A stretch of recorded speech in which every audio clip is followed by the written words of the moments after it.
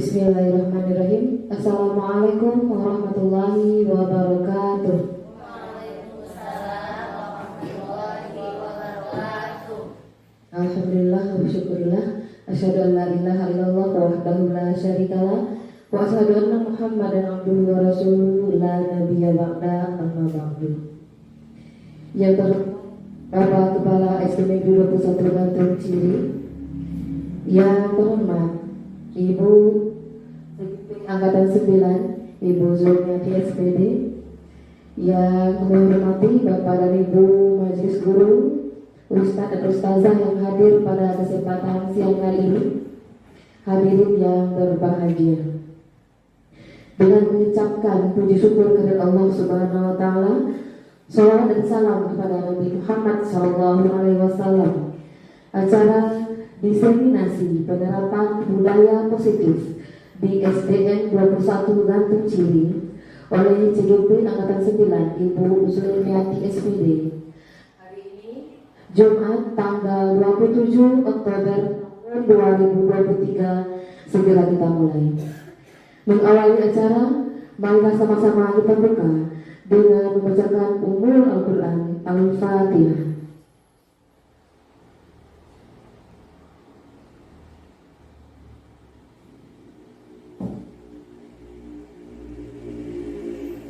Amin ya rabbal alamin.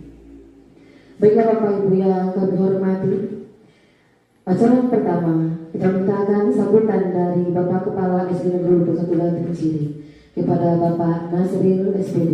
Disilakan.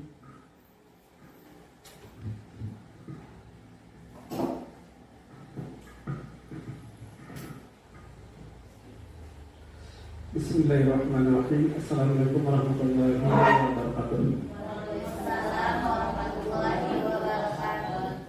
Alhamdulillahirabbil alamin, wassalatu wassalamu ala asyrafil anbiya'i wal mursalin wa ala alihi wa sahbihi rasulillahi ajmain. Rabbi shrah li sadri wa yassir li amri wa hlul 'uqdatam min lisani yafqahu qawli. Amin. Yang saya hormati calon guru penggerak Angkatan 9 Ibu Zulmiati SPD, yang pada saat ini akan menyampaikan diseminasi terkait dengan penerapan budaya positif di SD Negeri 21 Gantung Ciri. Bapak dan Ibu yang hadir pada kesempatan ini, puji syukur selalu terpanjatkan kepada Allah Subhanahu wa Ta'ala, di mana dengan limpahan rahmat serta kurnianya kita sudah dapat hadir di SD 21 Gantung Ciri ini siang menjelang sore seusai sholat Jumat. Semoga kegiatan yang kita laksanakan pada hari ini membawa hasil positif dan bernilai ibadah di sisi Allah Subhanahu wa Ta'ala. Amin ya rabbal alamin. Bapak dan Ibu yang saya hormati, itu kalau kita lihat, pendidikan itu akan berhasil apabila diolah oleh orang yang sudah berhasil. Artinya pendidikan itu harus diampu oleh orang yang memiliki pengetahuan, memiliki keterampilan, memiliki sikap dan potensi untuk itu. Mustahil seseorang yang tidak berkompeten untuk itu akan mampu untuk menstabilkan, untuk mengolah bahan yang terkait dengan hal itu. Jadi sekaitan dengan hal itu, untuk itu sesuai dengan era saat ini, zaman milenial, di mana guru itu harus menggali seluruh potensi-potensi yang dapat mengangkat darjatnya, yang dapat untuk atau menambah kompetensi sesuai dengan disiplin ilmu yang dikuasainya. Saat ini pemerintah Republik Indonesia dalam hal ini Menteri Pendidikan dan Kebudayaan, Riset dan Teknologi ada beberapa macam program unggulan. Salah satu pada program itu terkait dengan penggerak. Ada yang namanya modul penggerak, ada yang namanya penggerak penggerak, dan implementasi. The Bluetooth device is ready to pair.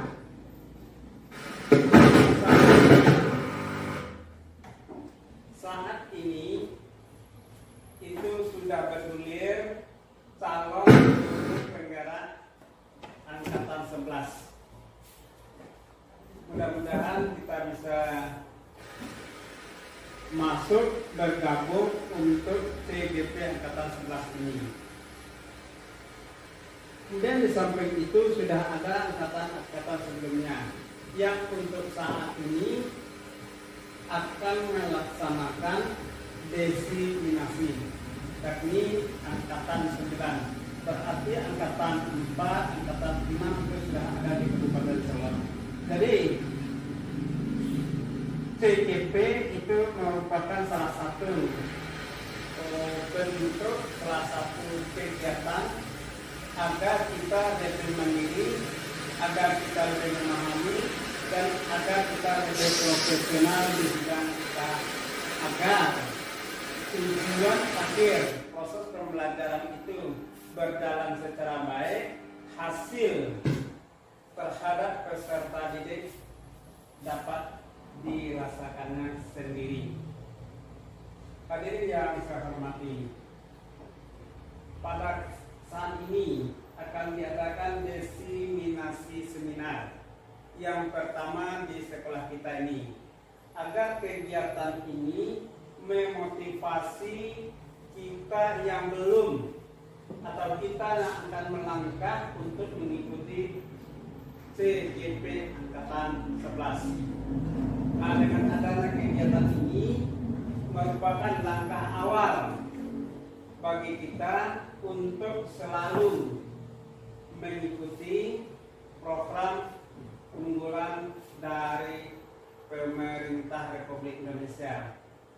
Sebagaimana yang kita programkan kemarin terkait dengan Kombel Belajar Intra Sekolah, insya Allah setiap Jumat kita akan mengadakan kegiatan-kegiatan yang seperti ini, dengan tujuan akhirnya nanti siswa-siswa kita itu lebih paham terhadap hasil dari pembelajaran.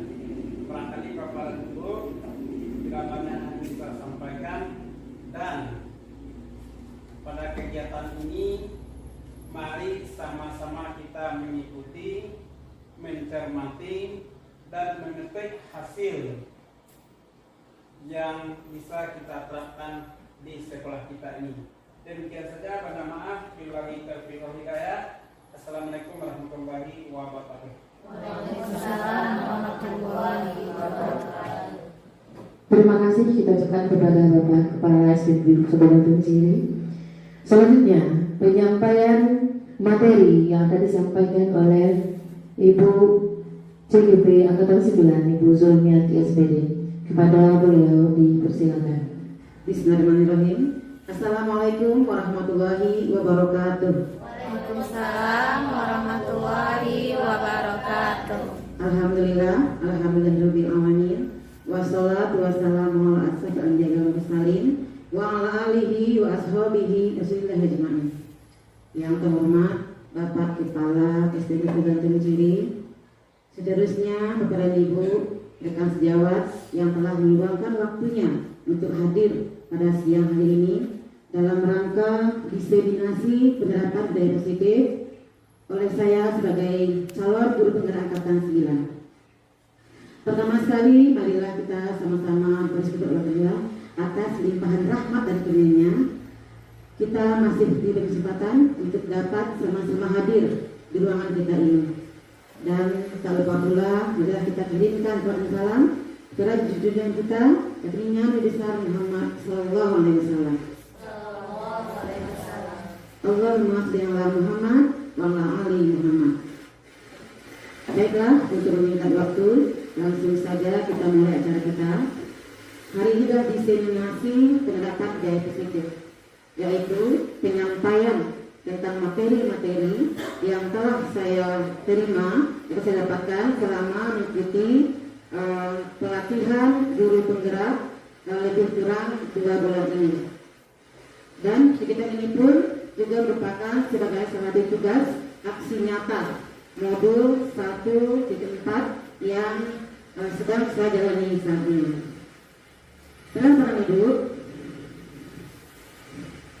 Adapun materi kita pada hari ini, yang pertama tentang perubahan paradigma belajar, yang kedua disiplin positif, yang ketiga motivasi, hukuman dan penghargaan, yang keempat kebutuhan dasar manusia, yang kelima posisi kontrol restitusi, dan keenam segitiga restitusi. Kita masuk ke materi pertama, yaitu perubahan paradigma belajar. Pembelajaran paradigma baru merupakan pembelajaran yang berorientasi pada penguatan kompetensi dan pengembangan karakter sesuai dengan profil pelajar Pancasila. Sebelum kita masuk ke materi, mari kita lakukan. Jadi, Bapak Ibu akan saya minta melakukan sebuah kegiatan yang judulnya Cobalah Buka. Nah, saat ini anggap begini Pak sedang memegang sebuah benda yang sangat berharga. Pegang pada tangannya dengan erat. Nah, anggap benda itu merupakan sebuah benda yang sangat berharga. Kemudian teman di sebelahnya akan berusaha untuk membukanya. Nah, coba pasangan dengan teman berhadapan. Coba salah seorang teman memegang sesuatu yang sangat berharga. Kemudian teman yang satu lagi mencoba membukanya sekuat tenaga. Coba. Ya. Nah. Teman-teman atau ibu boleh membujuk, boleh merayu, boleh mengkritik, apapun usahanya boleh dilakukan. Asalkan teman kita tersebut mau membuka tangannya. Ya, udah. Nah, sudah. Nah, sekarang coba siapa yang memberi tanggapan? Dari ada beberapa pasangan teman yang mencobakan apa yang terjadi dalam kegiatan kita tadi. Siapa yang berusaha membuka, siapa yang berusaha mempertahankan, atau teman kita itu membukanya atau mempertahankannya. Coba siapa yang mau? Coba. Terima kasih atas waktu yang telah diberikan. Dari permainan atau percobaan yang kita lakukan tadi, itu kan apa yang kita punya atau itu apa yang milik kita, itu tidak orang ingin memiliki apa yang kita miliki, orang juga ingin milik. Jadi bagaimana cara kita mempertahankan milik kita walaupun kita dirayu, walaupun kita digoda atau dikritik atau diiming-imingi sesuatu, tapi untuk mempertahankan yang punya kita atau yang milik kita itu kita tidak boleh terperdaya apa ya dilakukan kepada kita, di orang lain kepada kita. Ya, terima kasih. Ada yang lain? Atau tadi ada pasangan yang buka tadi? Ada yang buka? Tidak. Tidak. Nah, terima kasih Bu Irma atas tanggapannya. Mari kita lihat ya. Jawablah pertanyaan di bawah ini. Apakah Anda atau teman Anda membuka kepalan tangannya? Tidak. Mengapa? Apa alasan Anda atau teman Anda membuka kepalan tangan Anda? Tadi Bu Irma menyampaikan dia tidak mau membuka tangannya. Mungkin karena ingin mempertahankan sesuatu apa yang menjadi miliknya. Yang kedua, apakah Anda atau teman Anda menutup kepalan tangan Anda? Ya. Mengapa? Apa alasannya? Dalam kegiatan ini sesungguhnya siapa yang memegang kendali atau kontrol untuk membuka atau menutup kepalan tangan? Apa yang kendali sebenarnya itu? Kita sendiri. tergantung dari kontrol dari kita sendiri. Kalau kita tidak mau membuka, kita tidak akan membukanya. Walaupun seperti apapun teman merayu kita, membujuk kita, menggeliti kita, kalau kita tidak membukanya, pasti tidak akan terjadi. Tetapi kalau diri kita membiarkan kita untuk membuka atau mengizinkan untuk membuka dengan kita, pasti akan terjadi. Nah, kemungkinan jawaban kita terhadap pertanyaan pertama dan kedua bervariasi antara yang bersedia membuka dan yang tetap bertahan menutup kepalan tangannya. Pertanyaan ketiga, siapakah yang sesungguhnya memegang kontrol? Siapa yang mengontrol tadi? Diri. Nah, jawabannya sudah tentu diri kita sendiri. Nah, inilah yang menjadi perubahan paradigma belajar kita pada saat ini. Selanjutnya, seorang psikiater dan pendidik Dr. William Glasser dalam kontrol teori yang kemudian berkembang dan dinamakan dengan choice story meluruskan beberapa miskonsepsi tentang makna kontrol. Yang pertama, ilusi guru mengontrol murid. Yang kedua, ilusi bahwa semua penguatan positif, efektif, dan bermanfaat. Yang ketiga, ilusi bahwa kritik dan membuat orang merasa bersalah dapat menguatkan karakter. Yang keempat, ilusi bahwa orang dewasa memiliki hak untuk memaksa. Terlihat satu persatu. Yang pertama, ilusi guru mengontrol murid. Jadi selama ini kita sebagai guru beranggapan bahwa kitalah yang mengontrol murid. Sebenarnya bagaimana tidak itu sebenarnya? Sebenarnya itu merupakan sebuah ilusi. Ilusi sebenarnya. Kenyataannya adalah kalau murid tersebut mau kita kontrol, perlu dia mau mempersilahkan dirinya untuk dikontrol. Jadi selama ini bukan sebuah ilusi kalau kita beranggapan kita bisa mengontrol siswa kita. Nah, teori kontrol menyatakan bahwa semua perilaku memiliki tujuan, bahkan terhadap perilaku yang tidak disukai sekalipun. Termasuk perilaku siswa yang jelek, mereka memiliki sebuah tujuan untuk melakukan semua itu. Misalnya, ada siswa kita ini yang mungkin mencuri makanan temannya. Dia memiliki tujuan. Kira-kira apa tujuannya?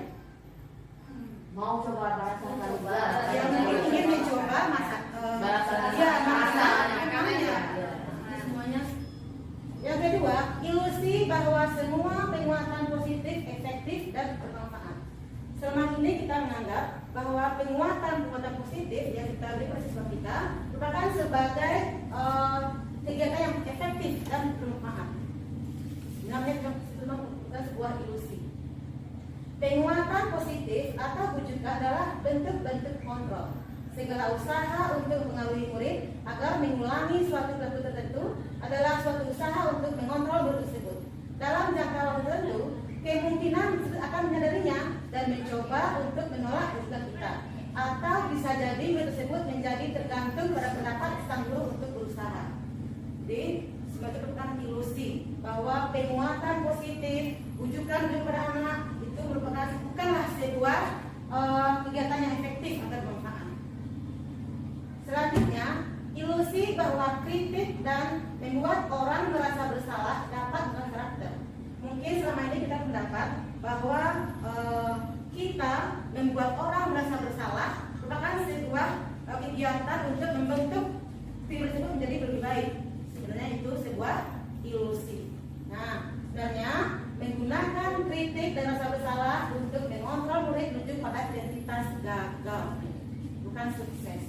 Kadang-kala sulit bagi guru untuk mengidentifikasi bahwa mereka sedang melakukan perilaku ini, karena sekali guru cukup menggunakan suara halus untuk menyampaikan pesan negatif.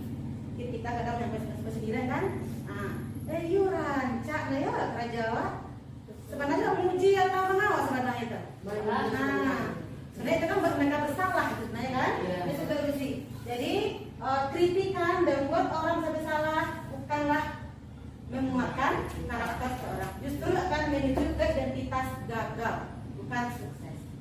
Selanjutnya, ilusi bahwa orang dewasa memiliki hak untuk memaksa. Mungkin selama ini kita hidup pendapat bahwa siswa harus melakukan apa yang kita lakukan. Kita orang dewasa berhak untuk memaksakan kehendak kita kepada siswa kita. Nah, ini selama ini merupakan sebuah ilusi. Nah, ini menurut teori kontrol yang sudah kita bahas tadi. Bagaimana seseorang bisa berubah dari paradigma stimulus respon kepada pendekatan teori kontrol, Stephen R. Covey dalam bukunya Principle Center Leadership mengatakan bahwa bila kita ingin membuat kemajuan perlahan, sedikit-sedikit ubahlah sikap atau perilaku Anda. Jika kita ingin berubahnya sedikit, ubahlah perilaku kita. Namun, bila kita ingin memperbaiki cara-cara utama kita, maka kita perlu mengubah kerangka acuan kita atau mindset kita yang akan diubah, pemikiran kita. Ubahlah bagaimana Anda melihat dunia, bagaimana Anda berpikir tentang manusia. Ubahlah paradigma Anda, skema pemahaman dan penjelasan aspek-aspek tertentu tentang realitas. Jadi kita ini kalau ingin berubah secara totalitas, kita harus mengubah mindset kita. Kita lah yang diubah dari stimulus respon menjadi teori kontrol menurut Stephen R. Covey. Nah, ini perubahan paradigma stimulus respon menjadi teori kontrol. Bisa kita mengontrol seseorang? Menurut stimulus respon, kita mencoba mengubah orang agar berpandangan sama dengan kita. Sebenarnya kita berusaha memahami pandangan orang lain tentang dunia. Ini tadi sebenarnya. Stimulus responnya, perilaku buruk dilihat sebagai suatu kesalahan. Nah, ini yang terjadi selama ini. Nah, sebenarnya semua pelaku memiliki tujuan, termasuk perilaku buruk sekalipun. Pasti ada tujuannya. Yang ketiga, orang lain bisa mengontrol saya. Tapi apa yang sebenarnya terjadi? Hanya kita yang bisa mengontrol diri kita. Kemudian, saya bisa mengontrol orang lain. Sebenarnya, kita tidak bisa mengontrol orang lain, kecuali orang itu mau kita kontrol. Kemudian, pemaksaan ada pada saat rujukan gagal. Sebenarnya, kolaborasi dan konsensus menciptakan pilihan baru. Jadi kolaborasi yang dibutuhkan saat ini. Kemudian model berpikir selama ini menang kalah. Sebenarnya adalah model berpikir menang dan menang. Ini yang harus yang dianjurkan untuk berubah kita lagi dari stimulus respon menjadi teori kontrol. Paradigma belajar di abad ini. Kemudian masuk tentang materi yang kedua itu disiplin positif. Nah, dalam rangka menciptakan lingkungan positif, salah satu strategi yang perlu kita tinjau kembali adalah penerapan disiplin di sekolah kita. Apakah telah efektif? Apakah masih perlu ditinjau kembali? Nah, apa sesungguhnya arti dari disiplin itu sendiri? Nah, kita lihat. Nah, ini makna disiplin. Disiplin berasal dari bahasa Latin disciplina, yang artinya belajar. Makna asal dari kata ini berkonotasi dengan disiplin diri dari murid-murid Sokrates dan Plato. Disiplin diri membuat orang menggali potensinya menuju sebuah tujuan apa yang dia hargai. Namun dalam budaya kita, makna kata disiplin telah berubah menjadi sesuatu yang dilakukan seorang kepada orang lain untuk mendapatkan kepatuhan. Kecenderungan umum adalah menghubungkan kata disiplin dengan ketidaknyamanan, bukan dengan apa yang kita hargai atau pencapaian suatu tujuan mulia. Jadi selama ini mungkin kita mengatakan disebut adalah dengan orang patuh perintah disiplin itu. Nah, sebenarnya bukan. Nah, Bapak pendidikan kita, Ki Hajar Dewantara menyatakan bahwa di mana ada kemerdekaan, disitulah harus ada disiplin yang kuat. Sungguh pun disiplin itu bersifat self-disiplin, yaitu kita sendiri yang mewajibkan kita dengan sekeras-kerasnya. Tetapi itu sama saja, sebab jikalau kita tidak cakap melakukan self-disiplin, wajiblah penguasa lain yang mendisiplinkan diri kita. Dan peraturan demikian itulah yang harus ada dalam suasana yang merdeka. Jadi di sini kita sebagai pembelajar dari 21 ini diminta untuk bisa mendisiplinkan diri kita sendiri. Kalau tidak, orang lain nanti akan mendisiplinkan diri kita. Nah, di situ Ki Hajar menyatakan bahwa untuk mencapai kemerdekaan atau dalam konteks pendidikan kita saat ini, untuk menciptakan murid yang merdeka, salah utamanya adalah harus ada disiplin yang kuat, yaitu disiplin yang dimaksud disiplin diri, disiplin yang memiliki motivasi internal atau yang berasal dari diri kita sendiri, bukan eksternal. Jika kita tidak memiliki motivasi internal, maka kita memerlukan pihak lain untuk mendisiplinkan kita atau motivasi eksternal karena berasal dari luar, bukan dalam diri kita sendiri. Nah, sebagai pendidik, tujuan kita adalah menciptakan anak-anak yang memiliki disiplin diri sehingga mereka bisa berperilaku dengan mengacu pada nilai-nilai kebajikan universal dan memiliki motivasi intrinsik bukan ekstrinsik. Jadi tugas kita berdua adalah menciptakan bagaimana kita ini menciptakan siswa kita bisa mendisiplinkan dirinya sendiri, tapi bukan yang berasal dari orang lain. Dirinya dulu yang lebih dulu untuk disiplin. Nah, ketika murid-murid sudah memiliki motif tersebut, mereka telah memiliki motivasi intrinsik yang berdampak jangka panjang. Karena kalau siswa kita memiliki motivasi ekstrinsik dari luar dirinya, ini cuma berlaku untuk jangka pendek. Materi ketiga, motivasi, hukuman, penghargaan, dan restitusi. Nah, ini teori motivasi perilaku manusia. Nah, tadi kan sudah saya sedikit bahwa ada motivasi ini yang berasal dari kita, yaitu internal, ada yang berasal dari luar, yaitu eksternal. Ada 3 motivasi perilaku manusia. Yang pertama, untuk menghindari ketidaknyamanan atau hukuman.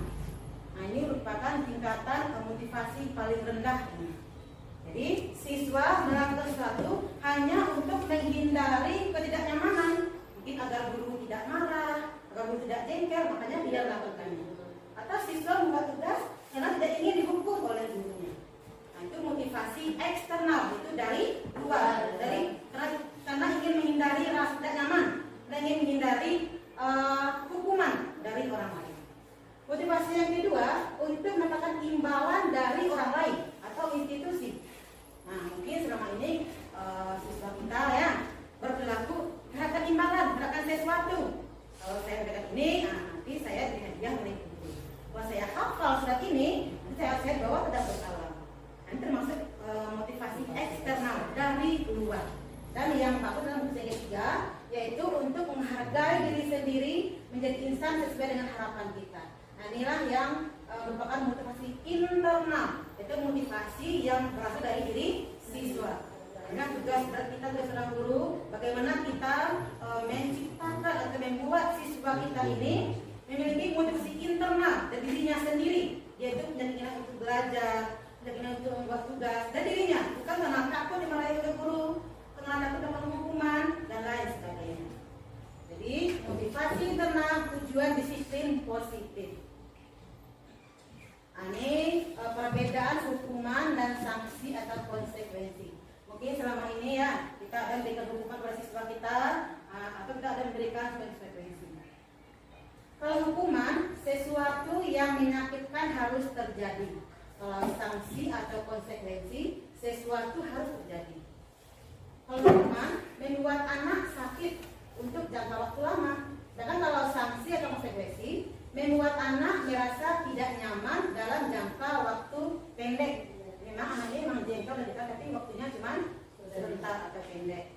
Di perbedaan antara hukuman dan konsekuensi adalah kalau hukuman diberikan oleh guru secara tiba-tiba tanpa ada perencanaan. Misalnya siswa terlambat, pilih sampah, atau tolong bersihkan kaca tiba-tiba. Tapi kalau konsekuensi ada yang kita sepakati dulu. Misalnya kalau Anda melanggar ini, nanti konsekuensinya ini. Ini perbedaannya. Yang ketiga, anak membenci kedisiplinan kalau hukuman. Kalau sanksi, anak menghargai disiplin. Hukuman bersifat paksaan.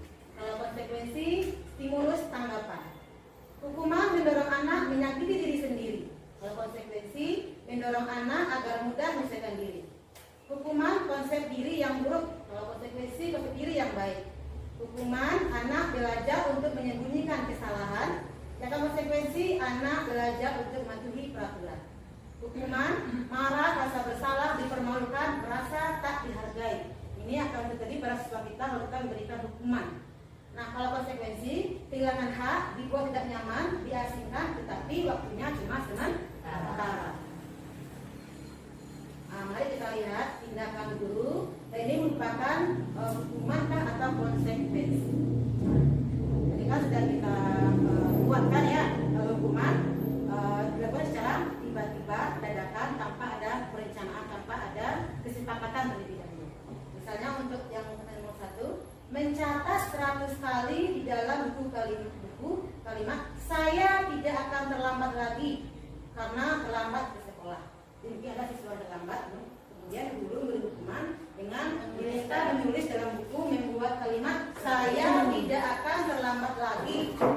Buat satu halaman buku apa? Buat 100 kali. Pelajaran masuk mana ini? Hukuman. Hukuman Ustazah? Ya. Hukuman. Yang kedua, tindakan guru lari mengelilingi lapangan basket 2 kali karena terlambat hadir di sekolah. Yang ketiga, murid diminta untuk push up 15 kali karena tidak menggunakan masker ke sekolah. Menggantikan kertas tugas teman yang telah dicoret-coret. Sanksi. Konsekuensi ya. Anak kita ini telah dicoret kertas temannya, terus dia kita mengganti gitu ya, kertas yang baru. Panggil aku ya. Konsekuensi. Ya.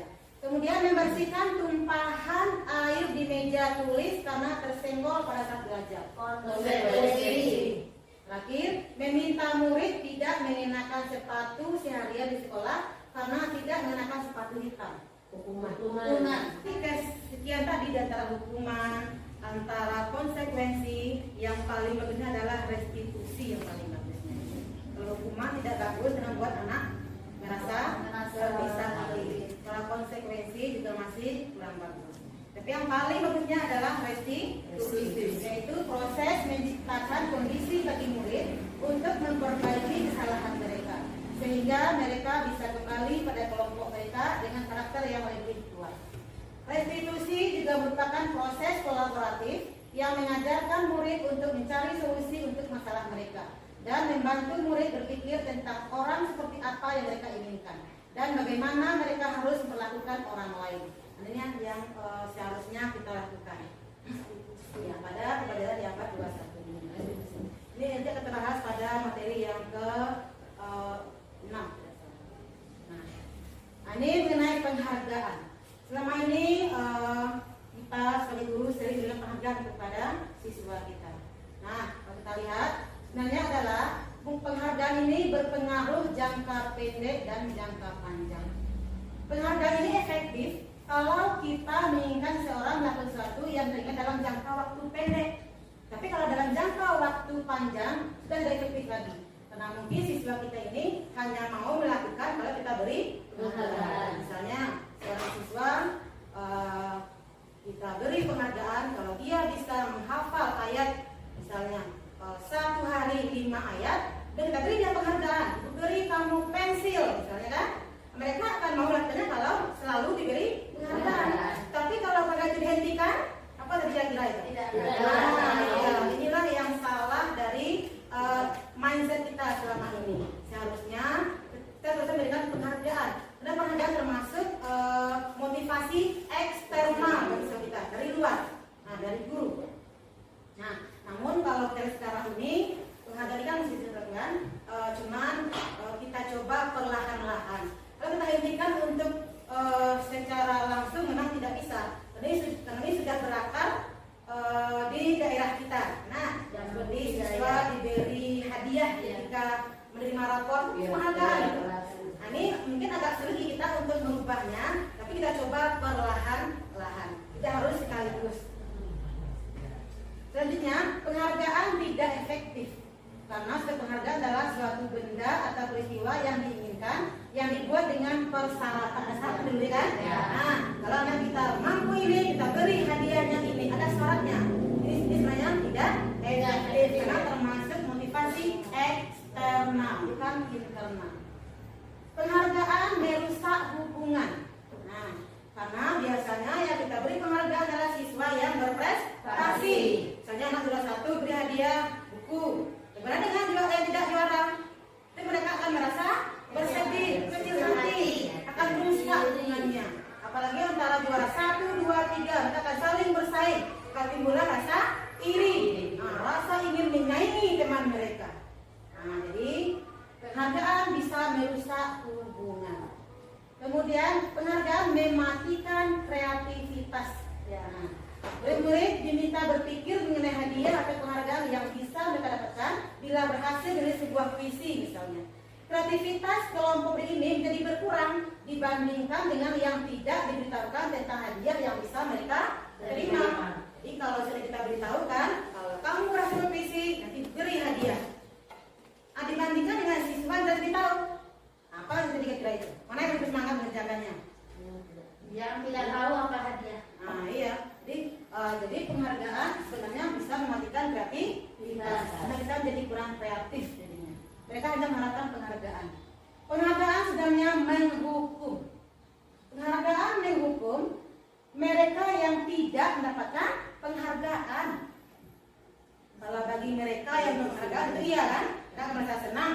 Nah, sebenarnya yang tidak, dengan siswa kita yang kemampuannya lemah, tidak mampu membuat puisi misalnya, kita tidak mampu menghafal surat pendek misalnya, tentu akan merasa dihukum. Nah ini yang berusaha kita ubah perlahan-lahan mindset kita, pikiran kita, dan kita berubah menjadi sesuai dengan teori kontrol. Selanjutnya keempat, kebutuhan dasar manusia. Nah ini kebutuhan dasar manusia, ada 5 kebutuhan dasar manusia. Yang pertama survival atau memenuhi kebutuhan hidup. Yang kedua penguasaan, kebebasan, cinta kasih atau berterima, dan kesenangan. Nah untuk materi ini, coba kita perhatikan video berikut ini. Dan Bapak Guru hebat. Untuk membangun budaya sekolah yang positif dengan lingkungan yang aman dan mendukung murid untuk menjadi pribadi yang berdaya, seimbang, dan bahagia, salah satu upaya yang dapat dilakukan oleh guru adalah memahami kebutuhan dasar yang mendasari perilaku murid. Pada video kali ini, kita akan membahas tentang 5 kebutuhan dasar manusia.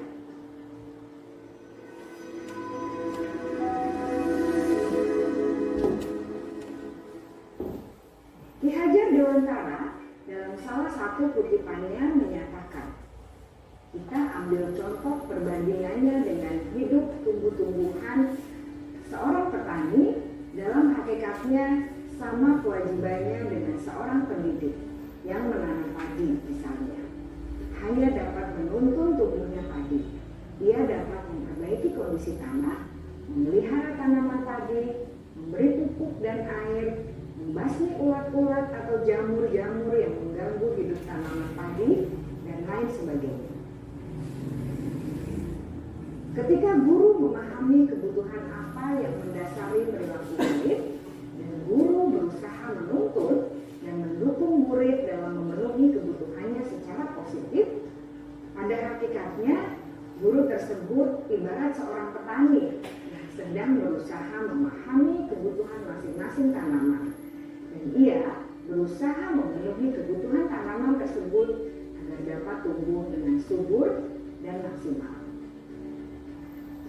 Dr. William Glasser, seorang psikiater dari Amerika Serikat, menyatakan bahwa seluruh tindakan manusia memiliki tujuan tertentu, yaitu memenuhi kebutuhan dasarnya. Ketika kelima kebutuhan dasar telah terpenuhi secara memadai, maka murid akan tumbuh dengan seimbang dan bahagia. Sebaliknya, ketika kebutuhan dasar tidak terpenuhi dengan baik, maka seseorang akan mengalami emosi negatif seperti bosan, sedih, dan kecewa. Bahkan mereka dapat melakukan perbuatan yang bertentangan dengan nilai-nilai kebajikan atau melanggar peraturan. Dengan kata lain, perilaku buruk seseorang biasanya adalah respons dari kebutuhan yang tidak terpenuhi. Namun, mereka tidak tahu cara untuk menyampaikannya. Ada 5 kebutuhan dasar manusia menurut Dr. William Glasser, yaitu yang pertama, kebutuhan untuk bertahan hidup atau survival. Yang kedua, kebutuhan untuk merasa diterima atau love and belonging. Yang ketiga, kebutuhan akan kebebasan atau freedom. Yang keempat, kebutuhan akan kesenangan atau fun.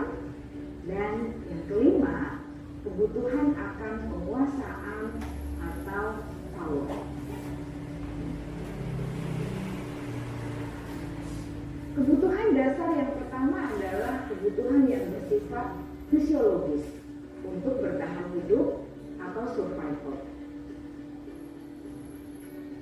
Misalnya kesehatan, rumah, dan makanan. Kebutuhan biologis sebagai bagian dari proses reproduksi termasuk kebutuhan untuk tetap bertahan hidup. Kebutuhan untuk merasa aman juga termasuk dalam kebutuhan ini.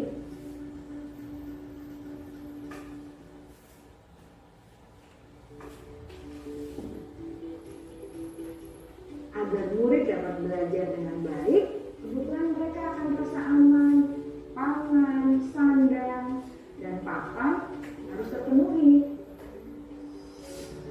Bagaimana mungkin mereka dapat belajar dengan baik bila mereka datang ke sekolah dengan perut yang lapar atau bila rumah mereka kebanjiran?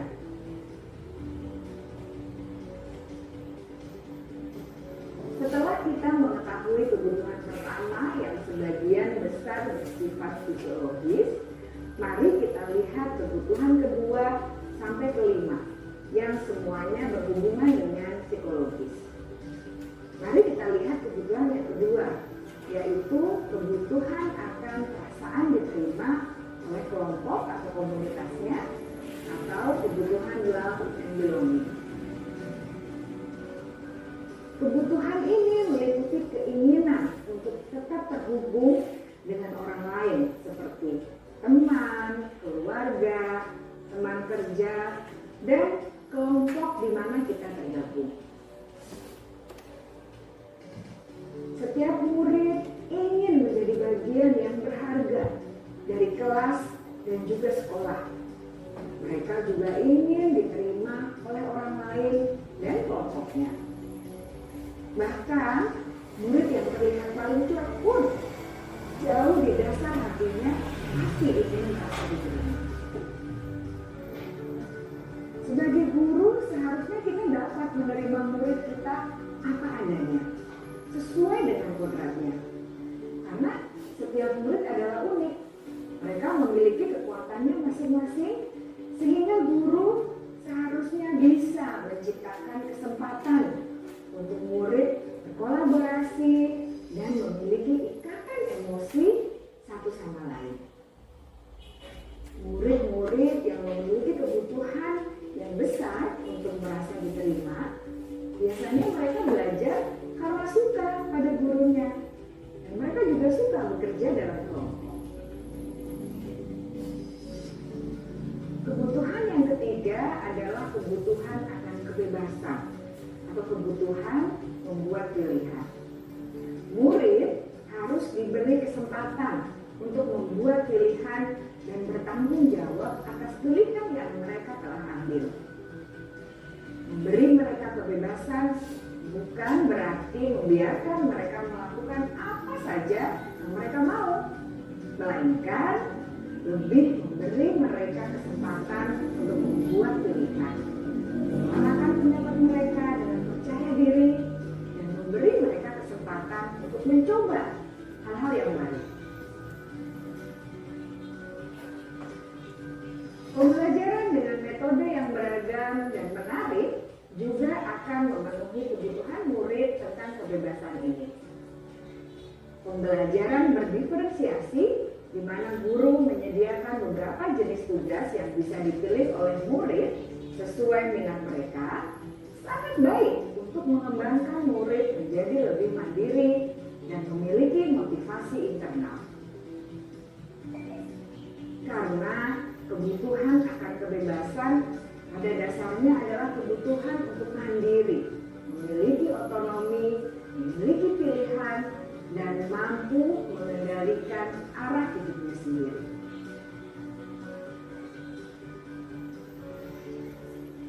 Kebutuhan yang keempat adalah kebutuhan akan kesenangan. Bayangkan Bapak Ibu, hidup tanpa rasa senang, betapa menyedihkannya. Glasser menghubungkan kebutuhan akan kesenangan dengan belajar. Jangan sepelekan kebutuhan murid untuk merasa senang di kelas. sebagai guru, jangan ragu-ragu untuk dengan sengaja memasukkan kegiatan yang menyenangkan dalam kelas. Murid-murid dengan kebutuhan dasar kesenangan yang tinggi ingin menikmati apa yang mereka lakukan. Mereka juga konsentrasi tinggi saat mengerjakan hal-hal yang disenangi.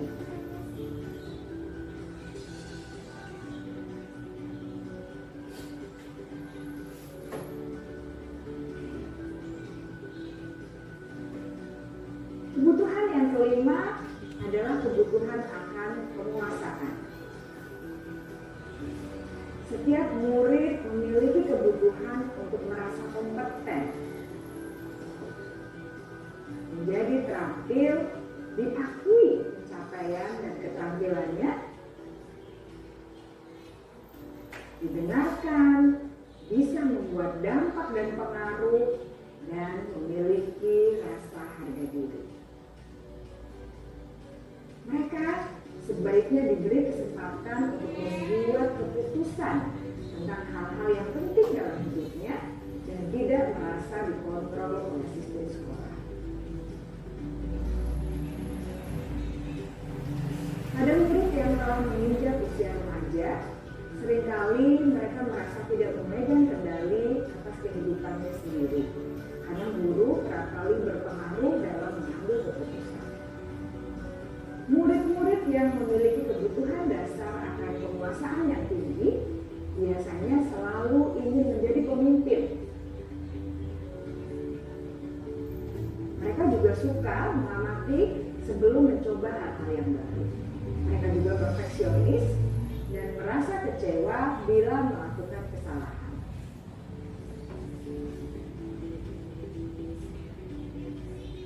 Ibu dan bapak guru sangatlah penting bagi kita untuk mengetahui kebutuhan dasar murid-murid agar kita memahami alasan dibalik sikap dan tingkah laku mereka. Bila murid berperilaku buruk atau melanggar peraturan sehingga tindakannya tidak sesuai dengan nilai-nilai kebajikan, maka guru harus mencari tahu alasan yang mendasari tindakan tersebut dan kebutuhan apa yang belum terpenuhi. Melalui percakapan dengan guru dalam pendekatan disiplin positif, murid dapat diajak untuk bersikap reflektif dalam mengenali kebutuhan-kebutuhan yang berusaha mereka penuhi dan mendasari tindakan mereka. Jika guru mengabaikan perilaku buruk murid, maka perilaku tersebut akan berpengaruh pada suasana kelas yang kurang kondusif dan akan berpengaruh pada tujuan dari pendidikan itu sendiri. Ibu bapak guru hebat, mari kita menjadi guru yang lebih baik dengan memahami kebutuhan dasar murid-murid kita dan senantiasa membimbing mereka untuk menjadi pribadi yang berdaya, seimbang, dan bahagia. Salam dan bahagia, ibu dan bapak guru hebat.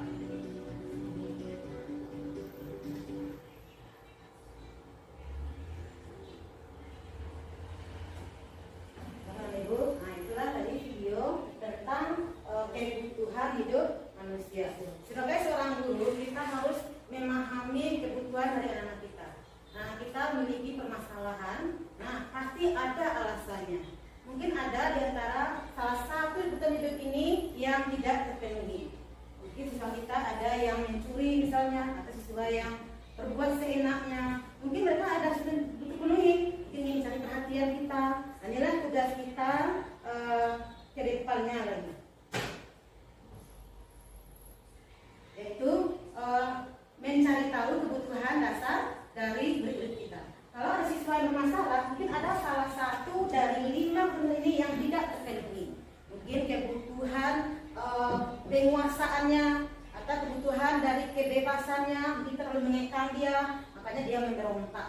Mungkin ada rasa kasih sayang yang kurang dapatkan di rumah, sehingga tersebut mungkin akan mendekati kita dengan berbagai cara. Jadi tugas kita depannya untuk melihat, untuk memperhatikan siswa kita kebutuhan apa sebenarnya yang mereka inginkan. Inilah yang menjadi tujuan dari pendidikan kita saat ini. sesuai dengan filosofi pikiran Dewantara bahwa pendidikan ini adalah menuntun, bukan menuntut. Nah, kita sebagai guru diberikan sebagai petani, nah, dan siswa sebagai padi. Tugas kita adalah cuma menuntun tumbuhnya padi. Nah, kalau ingin padi kita ini tumbuh subur, kita beri pupuk, ya, kita beri racun hama dan segala macamnya. Nah, kita tidak bisa mengubah padi menjadi jagung, karena siswa kita ini sudah memiliki bakatnya, minatnya dari semenjak mereka lahir. Kita tidak bisa membentuk mereka menjadi apa yang kita inginkan. Kita hanya bisa menuntun tumbuh kembangnya mereka. Nah, kemudian nah ini ada beberapa kalimat ya. Kira-kira kebutuhan apa yang dibutuhkan oleh siswa kita ini? Yang pertama, ibu guru bilang, aku tidak boleh bersenandung sewaktu mengerjakan tugas. Katanya kelas harus tenang, tidak ada suara. Padahal aku suka dan senang menyanyi. Kira-kira dari 5 kebutuhan ini, yang mana yang sedang dibutuhkan oleh anak kita ini? Kebebasan atau kesenangan? Kira-kira kebebasan. Yang kedua, ibu guru tidak menyapaku hari ini. Padahal aku pakai jepit rambut baru. Cinta kasih. Artinya mereka ingin diperhatikan. Nah, aku bosan. Masa pelajarannya cuma gitu-gitu aja, dengerin ibu guru aja. Apa itu? Kebutuhan akan udah bosan. Aku untuk hal baru. Dari yang 5 tadi, kesenangan atau kebebasan dari kita bosan. Masa belajarnya gitu-gitu aja. Kebebasan. Nah, terakhir, aku sebel, gambarku tidak rapi. Malah ibu guru nunjukin ke teman-teman di depan kelas. Dia mulai rapi, kemudian dipertontonkan oleh gurunya. Lihat ini gambar putih. Sehingga teman akan tertawa menyaksikan gambarnya yang jelek. Dari yang 5 tadi. Iya, betul, biar penguasaan. Kita pintar juga ya. Nah, yang kelima menurut kita adalah posisi kontrol restitusi. Namun sebelum itu, ini sebagai seorang guru kita harus mengetahui kebutuhan dasar apa yang sedang dibutuhkan oleh siswa kita. Ini bisa kita uji dengan menggunakan ada beberapa kuesioner. Kita praktekkan sekarang dengan Bapak Ibu semuanya. Nah, coba isi ini kita bisa tahu kebutuhan dasar apa yang diri kita sendiri sedang butuhkan saat ini. Jadi kita pribadi ya. Pribadi silakan diisi sekarang. Nah, ini nanti bisa kita cobakan dengan siswa di kelas. Sebenarnya siswa kita ini sedang membutuhkan kebutuhan dasar yang mana? jangan dirikan.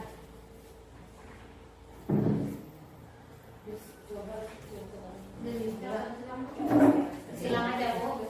Disilang dilingkar. Dilingkar boleh Bu. Terserah saja. Boleh silang. Nah, nanti kita bisa mengetahui kebutuhan dasar apa yang sedang kita butuhkan. Atau kebutuhan dasar apa yang ingin kita penuhi saat ini.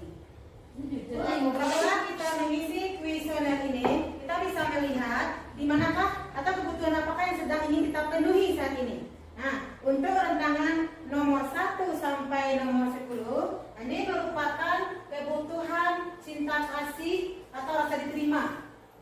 Nah, untuk nomor 11 sampai nomor 20 merupakan kebutuhan penguasaan. Jadi kalau ini Bapak Ibu yang tinggi, kita butuh menjadi pemimpin.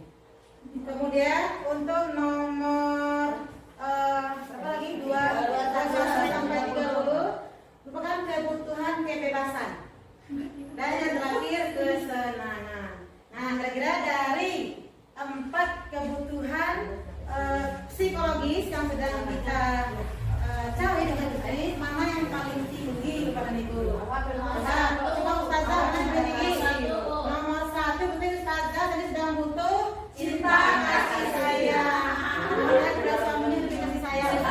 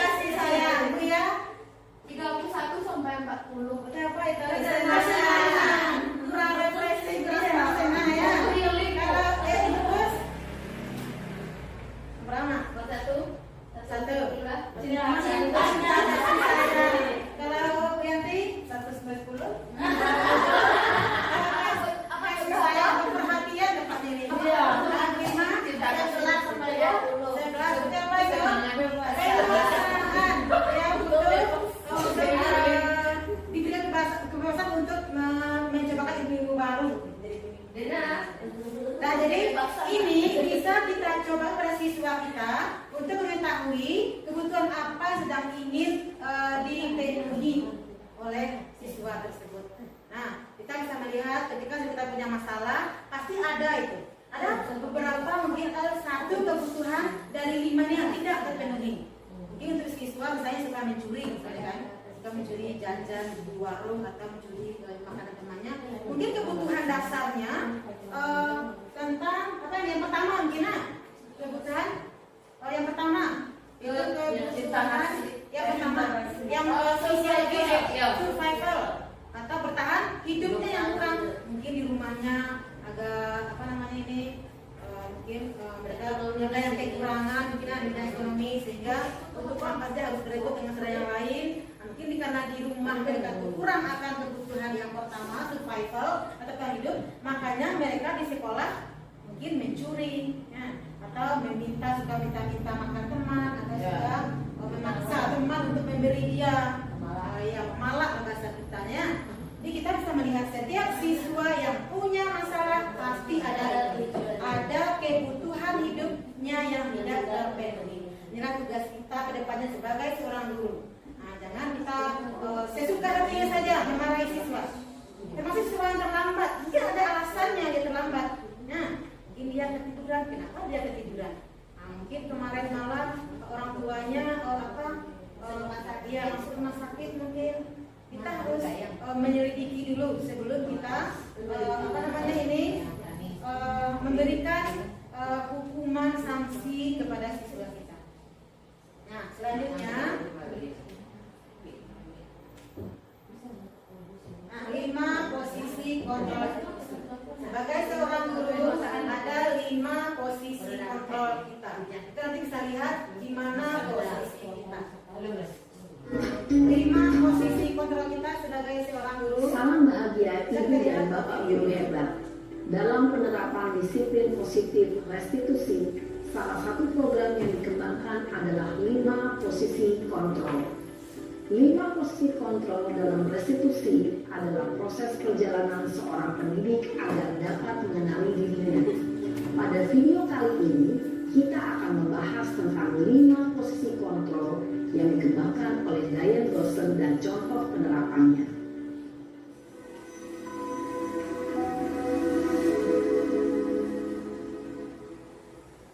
Lima posisi kontrol itu adalah 1. Posisi pendukung, 2. Posisi pembuat merasa bersalah, 3. Posisi teman, 4. Posisi pemantau atau monitor, dan 5. Posisi manajer. Untuk lebih memahami kelima posisi tersebut, mari kita saksikan kasus Naren yang terlambat hadir 20 menit di sekolah dan melihat bagaimana kelima posisi kontrol dalam menghadapi masalah tersebut. Posisi yang pertama pendukung.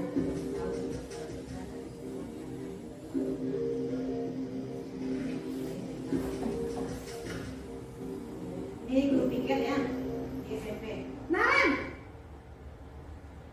sini kamu. Selamat pagi, Bu. Selalu terlambat. Kamu deh, pasti terlambat. Maaf, Bu. Saya Apa coba? Alasan kamu apa lagi? Kapan sih kamu tidak terlambat? Malas sekali ya kamu jadi anak. Saya Dasar pemalas. Gak kapok-kapok sih kamu. Sudah berapa kali terlambat? Sana, kamu keliling lapangan basket 2 kali. Kenapa saya harus ke lapangan basket, Bu? Kenapa? Kamu melawan ibu. Berani-beraninya jawab. Sudah terlambat, masih berani jawab pula. Sekarang, keliling lapangan basket 5 kali sekalian. Biar kapok. Cepat. Pergi sana ke lapangan basket. Posisi penghukum biasanya berbicara dengan nada tinggi, menghardik, menunjuk-nunjuk, menyakiti, dan menyindir. Hukuman bisa berupa fisik maupun psikis. Ibu Ibu dan Bapak guru hebat, dampak yang terjadi pada murid ketika guru berada pada posisi penghukum adalah murid cenderung akan memberontak, bahkan menyimpan dendam.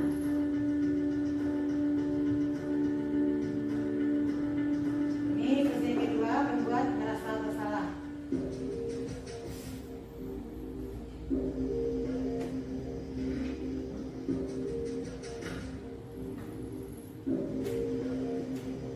Naren,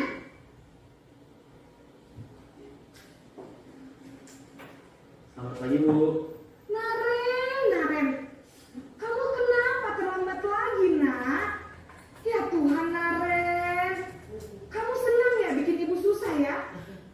Kalau kamu terlambat lagi, nanti ibu yang ditegur bapak kepala sekolah, nak. Disangka ibu tidak bisa membina kamu. Duh, gimana ini? Maaf Bu.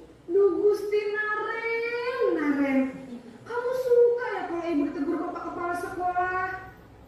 Terus, sekarang ibu harus tulis apa ini di buku absen? Ini kamu sudah sering terlambat loh. Ibu harus apa coba? Maaf Bu. Maaf sekali. Ya sudah, lain kali jangan bikin ibu susah lagi ya nak ya. Ibu tidak akan kuat lagi kalau kamu begini terus. Bisa jantungan kalau ibu ditegur bapak kepala sekolah. Sana cepat ke kelas. Maaf ya Bu. Maaf sekali. Posisi pembuat rasa bersalah berbicara dengan nada tenang, cenderung lembut. Namun kata-kata yang diutarakan membuat murid merasa menjadi orang yang gagal, memandang buruk dirinya sendiri, merasa tidak berharga, dan tidak sanggup membahagiakan orang lain. Ketika guru mengambil posisi pembuat rasa bersalah, murid akan menganggap dirinya yang bersalah dan ia akan menyimpan emosi negatif tersebut di dalam dirinya.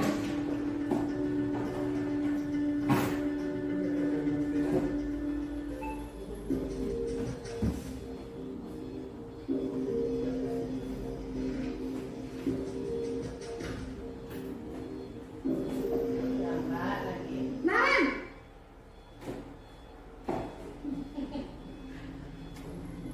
Selamat pagi Bu. wah sudah jam berapa ini nak? Terlambat lagi ya sayang. Iya Bu. Habis ibu saya lupa bangunkan saya Bu. Kamu malah menyalahkan ibu kamu. Kamu bukannya anak yang larinya paling kencang. Kok terlambat sih? Iya Bu. Saya memang terlambat bangun tadi. Jadi biarpun saya lari kencang, tetap gak kekejar Bu. Ya sudah sana. Nanti lain kali larinya lebih kencang lagi ya. Biar gak terlambat lagi. Bikin seneng ibu. Demi ibu. Bisa kan? Bisa lah Bu. Ya sudah sana masuk kelas. Ibu beresin urusan absen kamu. Kamu ini ada-ada saja. Dalam posisi teman, guru berbicara dengan nada suara ramah, akrab, cenderung bersenda gurau untuk menjaga suasana tetap santai. Murid akan merasa senang, aman, dan akrab dengan guru. Identitas yang tercipta adalah identitas sukses atau berhasil. Namun, perlu diingat, karena ini masih dorongan eksternal, maka ada faktor ketergantungan dari murid kepada orang tertentu. Di sini guru absennya, sehingga di lain waktu murid bisa berperilaku baik, namun hanya kepada orang-orang tertentu saja.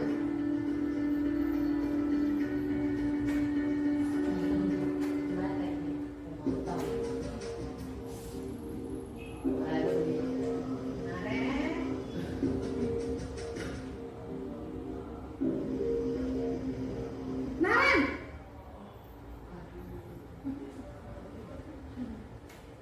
Selamat pagi Bu. Naren, apa peraturan sekolah kita tentang jam berapa kita harus masuk sekolah, nak? Kita harus di sekolah jam 7 Bu. Iya betul, sekarang sudah jam 7.20. Naren sudah tahu konsekuensinya jika terlambat hadir. Paham Bu. Saya harus tinggal kelas pas jam istirahat. selama 20 menit. Ya benar, konsekuensinya demikian. Jadi nanti jam 9.30 pas istirahat, kamu harus tinggal di kelas, kerjakan tugas tambahan untuk ketertinggalan kamu, ya? Baik, Bu. Posisi pemantau mengandalkan penghitungan atau data untuk mengontrol murid. Guru mengarahkan murid berdasarkan peraturan dan konsekuensi. Seorang pemantau menunjukkan bahasa tubuh dan ekspresi wajah yang datar dan cenderung formal. Yang terakhir posisi manajer.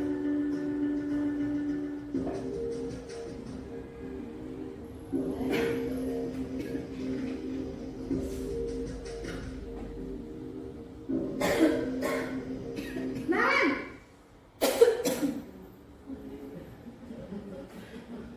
Selamat pagi, Bu. Selamat pagi, Naren. Maaf, Bu. Saya terlambat. Iya, sekolah masuknya jam 7, sekarang sudah jam 7.20. Jadi sekarang bagaimana ini, Naren? Maaf, Bu. Saya lupa setel alarm saya semalam. Baiklah, menurut kamu, keyakinan sekolah yang mana yang perlu kamu tingkatkan?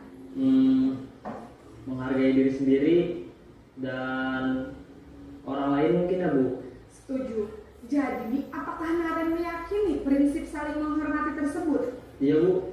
Saya meyakininya. Apakah Naren bersedia memperbaiki masalah keterlambatan ini? Bersedia, Bu. Bagaimana kamu akan perbaiki masalah keterlambatan ini?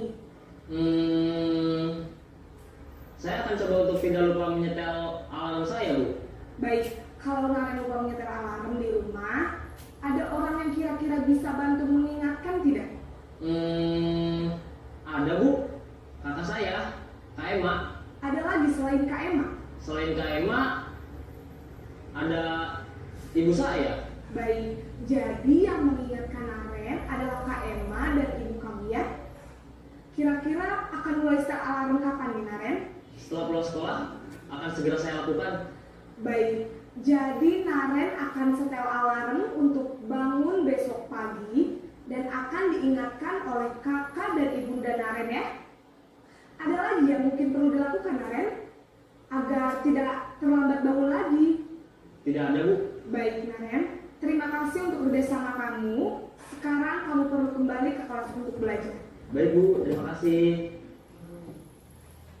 Posisi manajer adalah posisi kontrol yang disarankan untuk membimbing murid memiliki sikap disiplin yang positif, yaitu murid yang mandiri, bertanggung jawab, dan dapat memecahkan masalah. Tujuan dari posisi ini adalah agar murid dapat berefleksi atas tindakannya. Guru akan dengan tulus memberikan pertanyaan-pertanyaan bermakna, sehingga membuat murid dapat belajar dari kesalahannya dan mencari sebuah solusi untuk menyelesaikannya. Ibu dan Bapak guru hebat, setelah mengamati adegan kelima posisi kontrol tadi, kira-kira posisi mana yang paling ideal? Posisi mana yang dapat menunjang motivasi intrinsik murid? Ya, tentu posisi manajer. Posisi ini memang posisi ideal yang ingin dituju setiap pendidik. Pada posisi inilah, guru dapat menerapkan disiplin positif yang berpihak pada murid, yang memerdekakan murid. Perjalanan seorang pendidik tentunya tidak mudah untuk sampai pada posisi seorang manajer. Namun, tujuan kita pasti, yaitu menciptakan murid-murid yang mandiri, merdeka, dan bertanggung jawab. Semoga penggambaran 5 posisi kontrol yang telah diperlihatkan ini dapat menjadi ajang refleksi bagi kita semua, agar dapat terus mengasah dan menerapkan disiplin positif yang memerdekakan murid. Mari terus berlatih dan bersemangat. Selamat menerapkan. Salam dan bahagia Ibu dan Bapak guru hebat.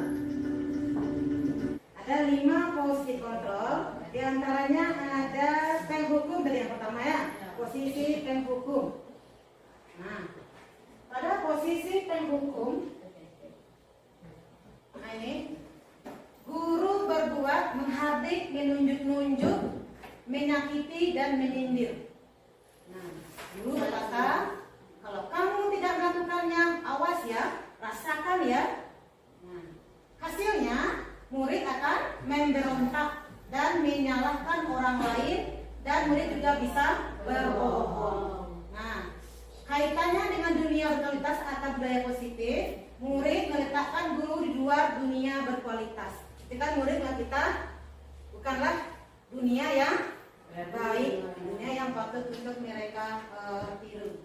Kemudian pada posisi pembuat orang merasa bersalah, nah, guru akan berceramah dan mengatakan seharusnya ibu kecewa sama kamu kemarin. Nah, sehingga siswa merasa bersalah. Nah, guru berkata, kamu seharusnya sudah tahu, ibu lelah sekali mengatakannya, ibu stres melihat kamu. Nah, sehingga hasilnya siswa akan menyembunyikan, menyangkal, berbohong. Nah, pada posisi ini kaitannya dengan dunia berkualitas adalah murid meletakkan guru dalam dunia berkualitas. Nah, kemudian yang ketiga, posisi teman. Guru akan membuatkan alasan-alasan untuk muridnya. Guru berkata, ayolah lakukan demi ibu. Masa kamu tidak mau? Ingat tidak, ibu pernah bantu diri dan segala macamnya. Hasilnya siswa adalah ketergantungan. Nah, mungkin siswa hanya akan patuh kepada guru tersebut. Kalau guru lain dia akan berubah lagi sikapnya. Nah, kemudian yang keempat, posisi pemantau. Guru akan berbuat menghitung dan mengukur. Pasti dikatakan, berdasarkan ini sudah seringkali ibu lihat ini. Ada berapa ini? Ada acuan-acuannya. Guru akan berkata, apa peraturannya? Apa peraturan yang kamu langgar? Nah, hasilnya siswa akan menyesuaikan diri bila diawasi. Kalau sudah diawasi, dia akan sesuai diri. Kalau tidak ada yang mengawasi, kalau tidak ada yang menghitung, tidak ada yang perhatikan apa tadi, mungkin buku kasus mungkin, dia akan berbuat sesuai hatinya. Kalau diawasi, dia berbuat yang seharusnya. Nah, hasilnya. Kemudian terakhir posisi manajer. Nah, ini termasuk posisi identitas berhasil atau sukses ini. Guru berbuat mengajukan pertanyaan-pertanyaan. Contohnya guru berkata, apa yang kita yakini? Apa yang bisa kau kerjakan untuk memperbaiki masalah ini? Hasilnya siswa akan menguatkan pribadi. Dan kaitannya dengan berkualitas, murid meletakkan dirinya sebagai individu yang positif dalam dunia berkualitas. Dari kelima posisi kontrol guru ini, yang dua penghukum dan pembuat bersalah termasuk identitas gagal. Jadi kalau mungkin selama ini kita ada dalam posisi penghukum ya, nah, mari kita sama-sama berubah lagi mindsetnya, berubah lagi mindset kita menjadi seorang manajer. Nah, penghukum dan pembuat merasa bersalah. Kalau yang posisi teman, pemantau, identitasnya berhasil, tetapi kontrolnya dari luar eksternal. Selama dia diawasi, selama guru tersebut berlaku baik pada dia, bersikap sebagai seorang teman, dia akan baik. Tapi kalau guru lain, dia akan kembali sifatnya yang semula. Kemudian yang terakhir posisi manajer ini, identitas berhasil, sukses, tapi kontrolnya dari dalam diri siswa atau internal. Inilah yang perlu kita ciptakan terhadap siswa kita, bagi kita sebagai seorang guru. Marilah kita sama-sama merubah diri kita perlahan-lahan. Mungkin posisi kita selama ini sebagai penghukum, atau membuat rasa bersalah, atau sebagai teman, sebagai pemantau. Mari kita berubah menjadi posisi manajer. Kita perlahan-lahan mengubah mindset kita, mengubah perilaku kita. Nah, kemudian kaitannya ini dengan segitiga restitusi. Segitiga restitusi tentang penerapan segitiga restitusi, yaitu bagaimana cara kita sebagai seorang guru menghadapi siswa yang bermasalah. Salam dan bahagia Ibu dan Bapak guru hebat. Pada video kali ini kita akan membahas tentang salah satu program disiplin positif yang diterapkan di lingkungan sekolah yang dikenal dengan nama restitusi.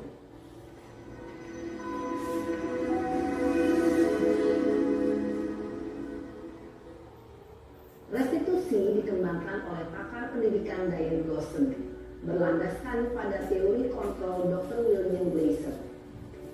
Segitiga restitusi adalah suatu proses dialog yang dijalankan oleh guru, atau orang tua agar dapat menghasilkan murid yang mandiri dan bertanggung jawab. Pada saat guru di posisi manajer, aspek yang dikembangkan pada murid adalah motivasi intrinsik, sehingga penanaman nilai-nilai kebajikan dapat tumbuh dan berkembang menjadi suatu kebiasaan positif yang akhirnya membentuk karakter murid. Proses dialog ini terdiri dari 3 langkah yang digambarkan pada ketiga sisi pada segitiga restitusi. Sisi pertama adalah menstabilkan identitas. Sisi yang kedua adalah validasi tindakan yang salah. Dan sisi yang ketiga adalah menanyakan keyakinan. Ibu dan Bapak guru, berikut ini akan ditunjukkan bagaimana seorang guru berada dalam posisi manajer menggunakan penerapan segitiga restitusi.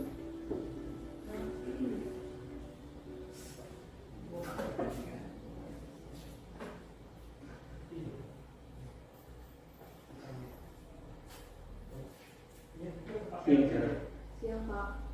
Sudah lama nggak ketemu sekarang? Kenapa hari ini ada di sini? Kesel Pak, kesel banget. Masa aku dikatain tukang fitnah Pak? Ya aku marah lah. Aku balik katain Eka di depan kelas. Kesel banget. Oh begitu. Ya pasti kamu marah dan kesal. Bapak juga akan marah apabila ada yang menuduh Bapak seperti itu. Kemudian pada saat itu kamu melakukan apa? Ya saya langsung ngatain Eka lah Pak. Kesel banget. Saya bentak-bentak dia depan teman-teman lain. Oh begitu. Pasti kamu melakukan seperti itu karena suatu alasan tertentu bukan? Iyalah, masa saya diam saja Pak? Ya saya bela diri lah. Masa saya dituduh tukang fitnah? Ya wajar lah. Mempertahankan harga diri itu sesuatu yang penting buat kamu. Untung kamu tidak bertindak lebih gegabah lagi. Hanya membentak-bentak. Iya Pak. Untung saya masih bersabar dan hanya membentak saja. Sudah gemes padahal. Saya pasti bela diri lah. Ya pasti ya. Tapi kamu memilih untuk tetap bertahan dan bersabar. Kamu memilih untuk tidak berbuat lebih parah lagi bukan?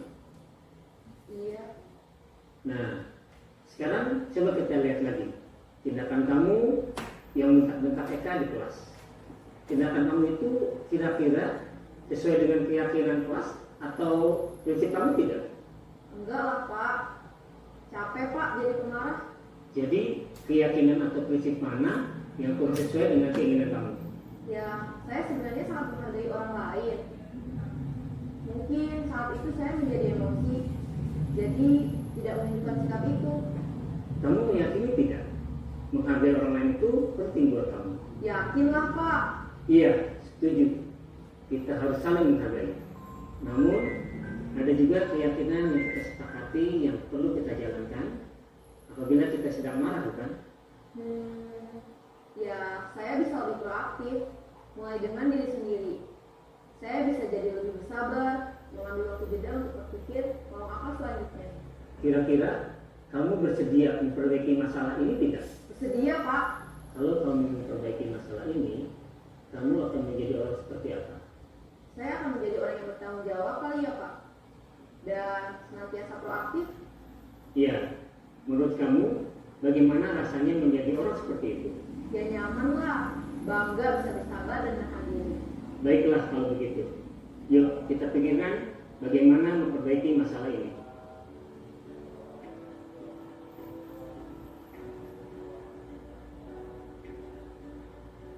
Ibu dan Bapak guru hebat. Baru saja kita menyaksikan contoh bagaimana seorang guru berada dalam posisi manajer menggunakan penerapan segitiga restitusi. Mari kita bahas satu persatu. Pada sisi pertama, menstabilkan identitas berdasarkan pada prinsip bahwa membuat kesalahan adalah bagian dari proses pembelajaran. Sisi pertama dari segitiga ini berperan menggeser identitas murid dari identitas gagal ke identitas sukses. Murid yang sedang bertingkah laku yang tidak pantas atau menarik diri saat itu sedang mengalami identitas gagal. Bila kita mengkritiknya, maka posisinya tidak akan berubah. kita bisa mengajukan pernyataan-pernyataan ini. 1. Membuat kesalahan sesuatu yang wajar. 2. Manusia tidak ada yang sempurna. 3. Kita bisa memperbaiki masalah ini. 4. Saya tidak menanyakan kesalahannya. Saya mau fokus bagaimana memperbaiki masalah ini. 5. Apakah saat ini kamu telah menjadi orang yang baik untuk dirimu sendiri? Pada sisi kedua, validasi tindakan yang salah berlandaskan pada prinsip bahwa setiap perilaku berupaya memenuhi suatu kebutuhan tertentu. Guru yang telah memahami teori kontrol akan bergeser dari pemikiran stimulus respon menjadi proaktif dan mencoba untuk mengenali tujuan dari perilaku murid, mengenali dan mengakui kebutuhan murid ini dapat memperbaiki hubungan dengan murid tersebut. Pernyataan atau pertanyaan bisa disampaikan dengan nada suara tidak menghakimi atau memojokkan, sehingga dapat mengembalikan murid pada posisi positif. 1. Kamu bisa saja bertindak lebih gegabah lagi dari ini. 2. Kamu bukan melakukannya tanpa suatu alasan tertentu. 3. Kamu melakukannya karena mempertahankan sesuatu yang penting bagimu. 4. Mungkin kamu bisa mempelajari suatu perilaku baru yang lebih efektif. Bersediakah kamu mempelajarinya? Selanjutnya, kita akan simak sisi terakhir, yaitu menanyakan keyakinan. Teori kontrol menyatakan bahwa pada dasarnya kita termotivasi secara intrinsik. Pada saat perilaku yang salah telah divalidasi dan identitas sukses telah stabil, maka murid telah siap mengaitkan keyakinan-keyakinannya dengan tindakannya yang salah, dan pemikirannya telah bergeser ingin menjadi orang yang dituju. Pertanyaan-pertanyaan ini dapat mengaitkan keyakinan-keyakinan yang dianut murid. 1. Sebagai keluarga atau kelas, apa yang kita yakini? 2. Nilai-nilai apa yang telah kita sepakati? 3. Seperti apa gambaran sebuah kelas yang ideal bagi kamu? 4. Kamu ingin menjadi orang seperti apa?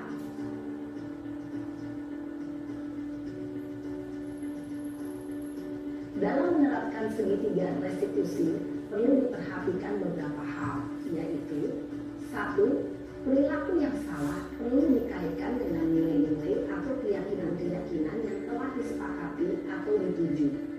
2. Kesediaan orang yang melakukan kesalahan untuk memperbaiki masalah. 3. Pemecahan masalah sebisa mungkin relevan atau memiliki hubungan dengan masalah yang ada. 4. Usaha. Perlu adanya suatu usaha perbaikan dari pihak yang berbuat kesalahan. 5. Waktu.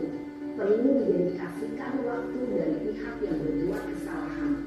Tanyakan kapan akan mulai diberlakukan usaha untuk memperbaiki masalah.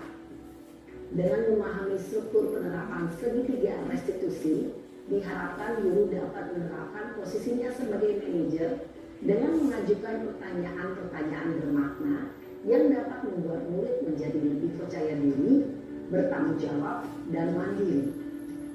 Nah, ibu bapak guru perlu tidaknya mengikuti ketiga tahapan dalam segitiga restitusi bergantung pada ringan beratnya suatu permasalahan. Misalnya, bila permasalahan tersebut ringan, maka tidak perlu dijalankan secara berurutan. Bahkan bisa semudah menanyakan apa keyakinan yang kita sepakati.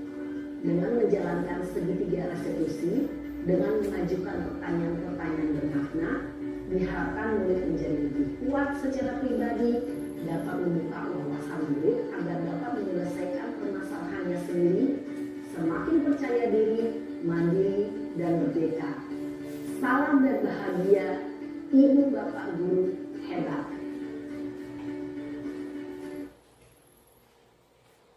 Nah, jadi segitiga restitusi merupakan salah satu upaya guru untuk membantu menyelesaikan masalah siswa dengan cara mengadakan tanya jawab dengan siswa membuat siswa ini menginginkan jalan keluarnya sendiri atau menjadi siswa yang bertanggung jawab atas permasalahan mereka. Jadi tidak hanya teori ini kita menyalahkan siswa saja. Kita lihat dulu apa permasalahannya. Namanya segitiga restitusi. Cirinya adalah yang pertama bukan untuk menebus kesalahan, namun untuk belajar dari kesalahan. Yang pertama. Yang kedua untuk memperbaiki hubungan. Yang ketiga tawaran bukan paksaan. Yang keempat restitusi menuntut untuk melihat kesalahan diri. Yang kelima restitusi mencari kebutuhan dasar yang mendasari tindakan. Yang keenam restitusi diri adalah cara yang paling baik.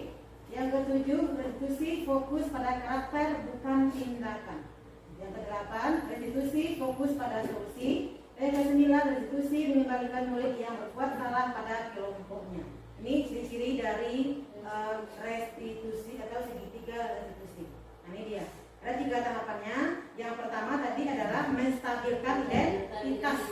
Ya. Kemudian validasi tindakan yang salah. Kemudian menanyakan keyakinan. Nah, ini menstabilkan identitas untuk membuat murid yang merasa gagal karena berbuat salah menjadi positif terhadap dirinya.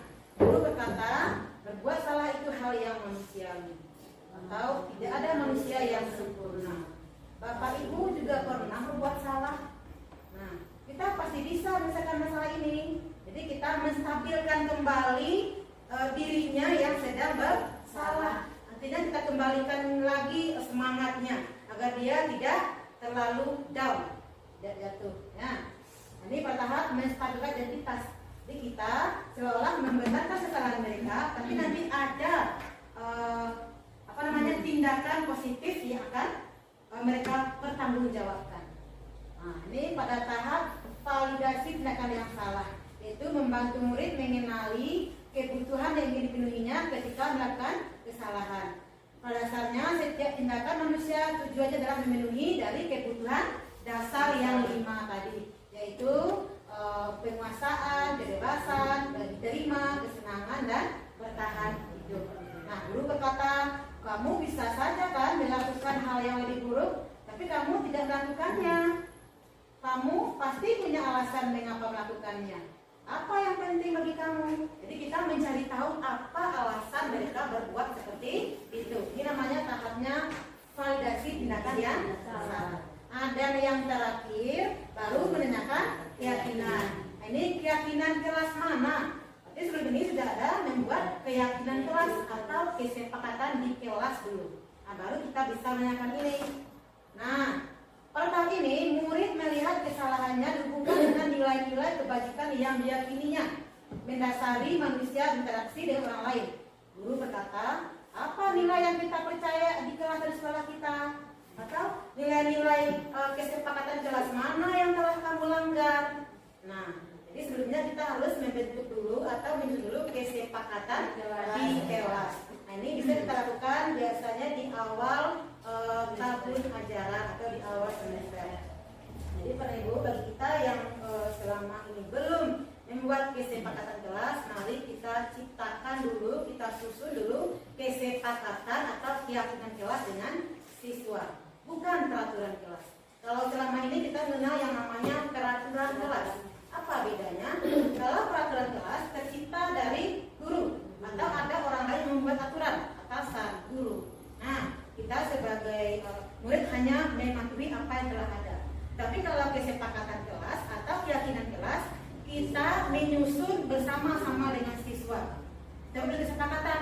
Nah, nanti ini disahkan, kalau perlu ditandatangani, diberi cap jempol, ditandatangani ya, dipajang di dinding. Jadi ketika sesuatu kita bermasalah, bisa pertanyaan ini. Nah, keyakinan kelas mana yang telah kamu langgar? Oh, ternyata tidak menghormati teman. Gimana solusinya nanti? Jadi kita menggali tanggung jawab dari siswa atas kesalahannya. Mereka menemukan sendiri apa tanggung jawab yang harus mereka lakukan untuk menebus kesalahannya. Inilah yang dinamakan dengan segitiga restitusi. Nah, terima kasih sebetulnya. Nah, mungkin demikian saja materi kita pada kesempatan kali ini. Ada pertanyaan kira-kira? Ada yang bertanya? Pasti banyak ya. Nah, mungkin Pertanyaan bisa kita simpan dulu ya, kita jawab di lain waktu. Saat ini kita akhiri diseminasi kita dengan membacakan hamdalah. Alhamdulillahirobbilalamin. Wabillahi taufiq hidayah. Wassalamualaikum warahmatullahi wabarakatuh. Waalaikumsalam warahmatullahi wabarakatuh. Kertas ini boleh disimpan? Boleh. Boleh jadikan kena-kena.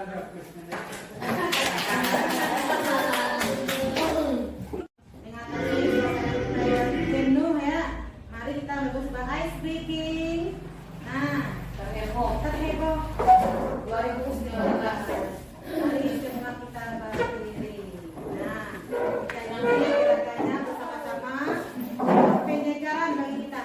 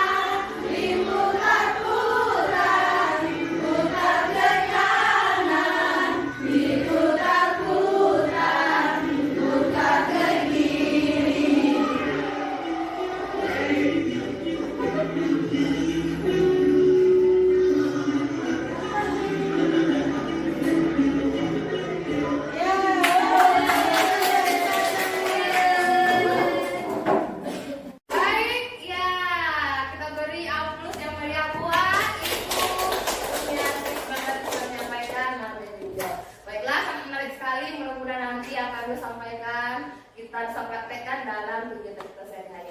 Amin. Baiklah, dengan akhirnya ice breaking tadi, maka berakhir kita pada sore hari ini. Terima kasih atas segala perhatian. Mohon maaf atas segala kekurangan. Bila taufik wal hidayah. Assalamualaikum warahmatullahi wabarakatuh.